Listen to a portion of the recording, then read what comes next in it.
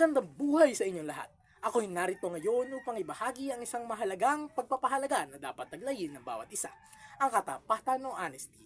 Lalo na sa panahon ngayon na puno ng pagsubok at tukso, napakahalaga na maging tapat, hindi lamang sa sarili, kundi pati na rin sa kapwa at sa bayan. Pero ano nga ba ang katapatan? Ito ay ang pagiging totoo sa isip, sa salita at sa gawa. Ginagawa natin ang tama kahit walang nakakakita.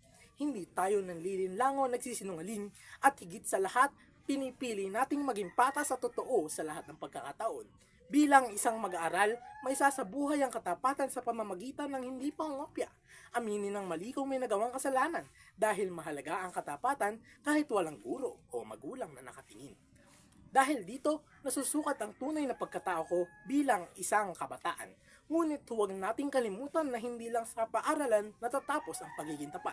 Ito ay mahalaga rin sa ating komunidad sa pamamagitan ng pag-iwas sa panloloko o pandaraya at pagiging totoo sa salita at kilos. Dahil kapag tapat ang mga mamamayan, nagkakaroon ng tiwala, respeto at pagkakaisa. Tatlong bagay na pundasyon ng isang maayos na lipunan.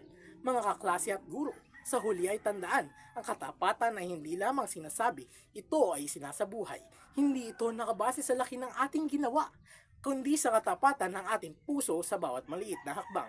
Magsimula tayo sa ating sarili, sa araw-araw na pagpili ng tama kahit mahirap, at sa pagiging tapat kahit walang nakakakita.